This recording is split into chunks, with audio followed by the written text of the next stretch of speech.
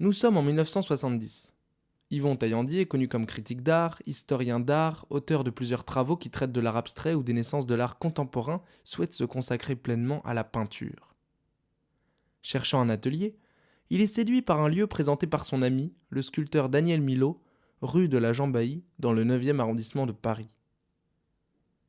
Pour Yvon Taillandier, le spectateur doit se sentir aussi libre que l'artiste, et même plus que lui. Les tableaux sont vus et lus, ces deux opérations sont contradictoires, et il s'agit de les concilier.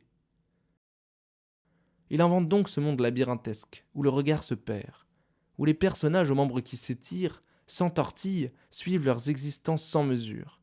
Un monde en perpétuelle métamorphose, une figuration narrative, une figuration libre. C'est donc en 1970 qu'il peint sur la façade de son atelier une peinture murale de plusieurs mètres. Cela fera bientôt 50 ans que ces personnages habitent le quartier, et leur popularité leur a valu un soutien important quand l'Œil du 8, galerie voisine, association à but non lucratif et espace de création invite à financer collectivement sa restauration et sa conservation. C'était notamment sur Internet et lors de l'exposition de soutien que les donatrices et donateurs ont pu contribuer à inscrire dans le temps la peinture murale nommée l'ambassade du Taillandierland. Bonne nouvelle! Depuis novembre 2018, ce travail de longue haleine est maintenant terminé. Retour sur une restauration et une conservation. Une documentation nourrie d'un entretien avec Françoise Joseph, l'une des restauratrices conservatrices qui a travaillé sur la peinture de Yvon Taillandier. Les étapes, les méthodes et quelques réflexions.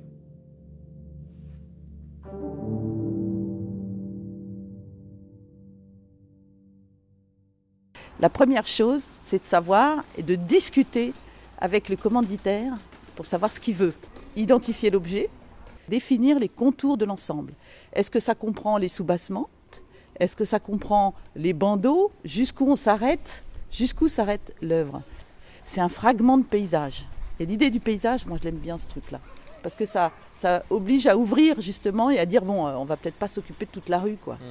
Donc, et c'est déjà la première idée qu'un objet de peinture murale, c'est pas une image plane, mais c'est un objet en volume. Et là, c'est encore plus criant puisqu'on a des panneaux qui se superposent avec des tranches et des arêtes. Faire le constat d'état, c'est-à-dire reprendre, après l'étude préalable, reprendre l'état sanitaire de dans lequel est l'objet et ses différentes parties. 3, nettoyer, c'est-à-dire débarrasser de l'objet de tous les éléments parasites, les sels, la poussière, la saleté, les éléments qui gênent, etc. l'image. Donc on a comme ça des stratifiés qu'il faut qu'on identifie de manière, c'est une espèce de dialectique, quoi. C'est-à-dire c'est le nettoyage qui nous fait découvrir à la fois le type de matériaux, parce que les réactions des solvants sont particulières et qu'on les connaît, et en même temps c'est parce qu'on sait qu'il y a ce type de matériaux qu'on va utiliser tel type de solvant. Donc c'est une espèce d'avance comme ça, d'avancée un peu graduelle sur l'identification des matériaux et jusqu'où on va arrêter, quelles sont nos marges de manœuvre. Donc ça c'est pour le nettoyage. 4, consolider ce qui reste. 5, refermer et retendre les surfaces en refermant les différents supports de bois, en retendant les surfaces avec des enduits. Et à la fin, retoucher, c'est-à-dire réintégrer par la couleur, par la patine, par tout ça, réintégrer toutes les lacunes et toutes les choses qui ne nous semblent pas être de l'ordre de la présentation dans l'image complète et globale.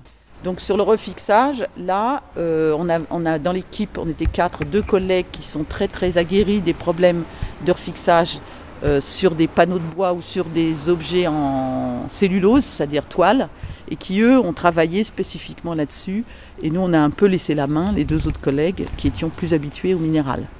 Mais ce qui est important, c'est de voir effectivement comment réagit l'œuvre à chaque fois qu'on fait une action. Et c'est vrai qu'on a, nous, dans l'idée, une palette d'outils, mais qu'on ne sait pas comment ça va se passer. Quand on va agir dessus, on guette la réaction. Donc on a des lunettes loupe, des lunettes qui grossissent fortement pour regarder comment le matériau se comporte. Est-ce qu'il commence à gonfler ? Est-ce qu'il commence à se décoller ? Est-ce qu'il commence à friser ? Est-ce qu'il change de couleur ? Donc à chaque fois qu'on a un geste, qu'on amène quelque chose, de la chaleur, de l'humidité, un matériau solvant, quelque chose sur la surface, on regarde comment elle se comporte. On agit à la fois à une échelle très large, parce qu'on est sur moi c'est ça qui me plaît, c'est qu'on est sur un milieu qui est très très grand, on n'est pas avec une œuvre fermée dans un petit atelier, on est dans la rue, donc on est très très large, on est très très grand. Et puis en même temps, chaque petite microparticule qui rassemblée va constituer ce grand tout. Donc si on néglige les petites particules, le grand tout, il n'aura pas la même allure. Donc il faut sous-peser la marge de manœuvre qu'on a et l'importance qu'on a à être rigoureux sur une petite particule à côté d'une autre petite particule dans un ensemble de petites particules qui vont constituer l'ensemble de la déco. Et ça, on essaye de l'anticiper depuis le début jusqu'à la fin des actions. Et pour ça, les études préalables sont essentielles. L'intérêt d'un boulot qui fait à la fois réfléchir et en même temps qui tripote la matière. Et c'est assez incroyable, c'est cette espèce de richesse et de pouvoir de la peinture qui fait que des petits morceaux de couleurs assemblés d'une certaine manière produisent des images et donnent des émotions, quoi.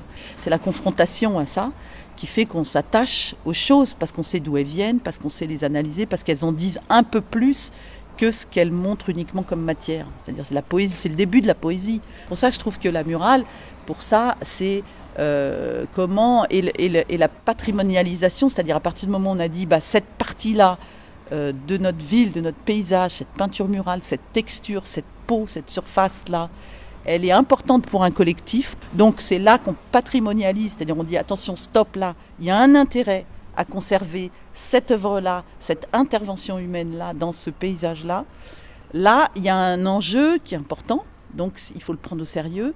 Et nous, c'est là qu'on vient pour travailler nos petites particules qui vont faire le grand tout. Il n'y a rien de plus déprimant que d'être enfermé dans un lieu où on vous dit, voilà, vous me restaurez ça, je reviens dans 15 jours. Et puis le gars revient, il dit, ah ouais, c'est pas mal. Ou, ah ouais, c'est vachement bien. Mais oui, c'est rien passé au milieu. Là, ce qui était intéressant sur Taillandier, c'est que même la restauration est dans la continuité de la réalisation de la peinture. C'est-à-dire qu'on a eu un échange avec le quartier, avec les gens du coin. C'est riche, quoi. C'est pas toujours comme ça. Et les voisins qui viennent, les mômes de l'école en face qui réagissent, toi qui viens filmer, les gens qui viennent et qui regardent, les gens du bistrot qui demandent des nouvelles. Donc on sent que c'est un objet qui est important et qui a sa place dans ce paysage-là. Donc ça, c'est le bonheur. L'entretien avec Françoise Joseph a duré une 30aine de minutes et vous pouvez le retrouver en intégralité sur le nouveau site internet yvon-taillandier.com. D'ici là, venez dans cette petite rue pavée découvrir, redécouvrir cette peinture murale pleine de surprises.